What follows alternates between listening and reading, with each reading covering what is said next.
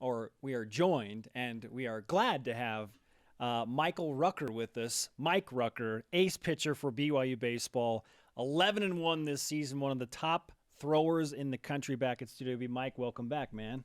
It's great to be back again. Holy cow. What has your life been like over the last few weeks? Yeah, since season's been out, I've been a groomsman in a wedding and, gotten to get rid of the baseball tan lines a little bit with how good the weather's been around here. So it's been good. I mean, obviously disappointing, watching other teams in regionals, and we feel like we should be right there as well. But, other than that, it's been a good couple of weeks. How do you stay in shape as a pitcher who, you were used to kind of really going hard every 5 days or once a week, I guess? Yeah, the biggest thing is just keeping my arm in shape, playing long toss. I played catch with Hayden Rogers yesterday, which is good. He's his obliques feeling a lot better, and just getting in the weight room whenever I can, whenever I get a chance. Which right now, without school, without baseball, is got a lot of chances. So about every day in the weight room. A few years ago, former BYU pitcher Colton Mahoney, maybe you've heard of him, maybe you know him, I don't know. He had an experience where he told us, like, I'm a diehard Red Sox fan, and we were joking with him about, what if the Yankees draft you? And then it turned out that the Yankees drafted him. So what team did you grow up rooting for, and which team did you grow up rooting against? Rooting against? Well, I grew up as an Atlanta Braves fan. I was born in Mississippi, and there with, TBS and just, the teams that are around there. And the Atlanta Braves have a lot of minor league teams that are in Mississippi. So that was the team that I had followed and, really looked up to Chipper Jones and Greg Maddux when, in the 90s when they were just awesome. Yeah. And they're phenomenal. Tom Glavine, Steve Avery, Fred McGriff, Terry Pendleton. They were awesome. They were good. Mark Lemke. Mark Lemke. Nice. We're going David Justice. Did we just name the 9 right there? That was a fantastic team. Holy Otis Nixon? Sid Bream. You didn't expect that from us, did you? No. Now here's the thing, research? Mike. Did you root against somebody hardcore, like in the division against the Braves?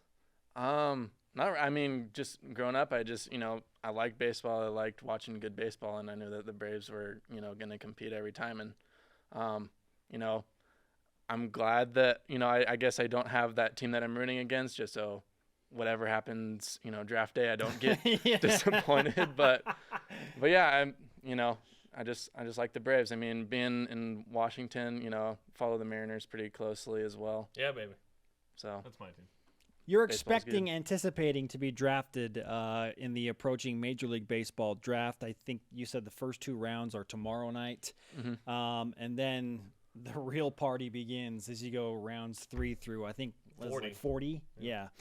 So as you approach that, where do you expect, when are you hearing from scouts and from people you talk to, like when are you anticipating that you might get that call? Yeah, from what I've heard, past the first 20 picks in the draft, nobody really knows what's going to happen, just because there's a lot of guys that kind of fit that, second to fifth round mold. And, there's frankly more players that could be drafted in there than there are spots to be picked. So really it's just, whoever the scouts like, whoever the organization likes, whether they like, high school, high upside kind of guys, or whether they like, more proven college guys that, you kind of know exactly what you're going to get when you pick them. So we'll see. I think Friday's the day that it'll be. Probably not first 2 rounds, but definitely Friday, I think. And we're going to be paying a close attention to that, absolutely, on Friday.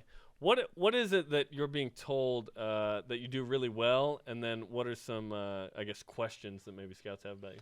Yeah, so, when talking with scouts, they like my fastball, they like my command, they like my demeanor on the mound. And every time that I go on the mound, I, got to get outs. I'm trying to get batters out, and, if there's any runners on, they're not going to score. That's just been my mentality since as long as I can remember. But as far as, knocks or question marks, I know that, some teams are kind of bigger on, size or whether they're projectable, because, being 6 foot, 190, they said, he doesn't really have, much of a ceiling besides, what he has already brought to the table. So, I mean, that, and also maybe some question marks on my secondary pitches, but, I think I got some pretty good stuff. So We get a kick out of asking excelling BYU athletes when they get drafted into their respective major league what they're going to do with their signing bonus, their first purchase. We talked to Bronson Kafusi. He's like, I don't know, I'll probably just eat a lot of really good food. He's like, food. okay, we get that. And he said he wanted to get a better car. What he driving some I can't remember Rex what he's car driving. that he had a name for or whatever. Yeah. But what's the first purchase for you and your wife with a potential signing bonus from a Major League Baseball draft pick? Yeah, right now my wife and I share a vehicle, which her working as a elementary school teacher, and either I have to drop her off at 7:30 in the morning, which isn't exactly favorable, and then pick her up after the workday is done. Having another car would be another good. car, okay. Another car, just so you yeah. can sleep in, right, man? Yeah, every hour is precious. Yes. Every second when you sleep is precious. What's a scenario where you would come back to BYU? Is there one? I'm trying to think. It would have to be something that's unforeseeable, I think, whether it's, I just slip super late where I don't get the signing bonus that I want. I would say that's pretty much the only thing. If I don't get picked up, top 10 rounds, or at least, with that slot of money, there's a high chance that I'm going to come back. Mike Littlewood told us yesterday that, having gone through the process with his son Marcus, who was drafted, I think, in the second round, that he's been through all of it, and he can give you an idea of what that's like and money to anticipate and what the grind is going to be like. So how much does that help to have a coach that has recently gone through this very thing as you approach the draft? Yeah, it's been helpful, and I think it's been helpful mostly from my parents, just from their perspective. My dad's talked with Littlewood on a couple of occasions just about, kind of what to expect. And I also have an advisor that's been really good at coaching me and my family just kind of on what to expect. What can you expect from scouts? What can you expect, minor league lifestyle? And also having a couple of former teammates, Colton Mahoney included, and then, some other guys that come in the fall to work out with us, just to kind of share their little tidbits of how it's going for them as they make the climb up towards the big leagues. It's all been helpful. What's the expectation from you for how this will go once you get drafted? Like, how soon would you actually play? So my understanding is they want to get me out as quick as they can. So, I think within the first couple of days, they'd have me in for a physical, get cleared that way. And then from there, just ready to pitch. So I think, with the amount of innings that I've had this year, over 100, they're not looking to put too many more innings on me. Probably use me in some sort of relief role, whether it's rookie ball or short A seasons, something kind of along those lines. But that's pretty much what I could expect from. Like, could you be pitching in the next week or two, you think? Yeah, definitely. That too soon? Definitely. That's on the table for sure. How is your arm feeling right now? I know you had some fatigue later in the part of the season because you had to throw a ton. There was a lot literally on your arm and shoulder for BYU baseball. So how are you feeling right now? Yeah, I was feeling good. Even my last start against Gonzaga, it felt good. My stuff was there. I just missed with a couple of pitches, and they got all their hits in 2 innings. Besides that, we'd throw a shutout against them. One ground ball to me that, should have been a double play. And then just a couple of, plays in the outfield or, ball getting lost on the lights. Like, it's just that close from, being a shutout. But as far as my arm feeling, feels good. I'm a scout. I'm watching this interview, and this is the last, chance you have to lobby for whatever with the draft. What are you saying to that scout? Yeah, just – I'm good. So, Boom! I'm good. Boom! Yes. Yeah, I think, my resume kind of speaks for itself. All-American, first team, West Coast Conference, going 11-1. In this year being my first year as, starter from start to finish. I think I've made a name for myself. So I think that speaks volumes. Yeah, I think that you have done that, Yeah, Mike. yeah, you did pretty good this year, Mike. I am going to agree with the statements that you have just made. How much do you like buses and bus rides?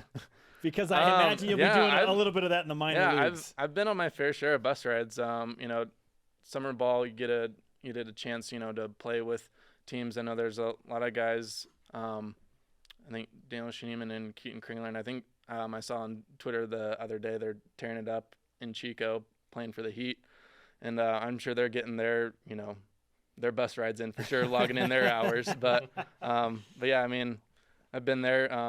Probably the longest bus ride I've ever been on, 16 hours, going from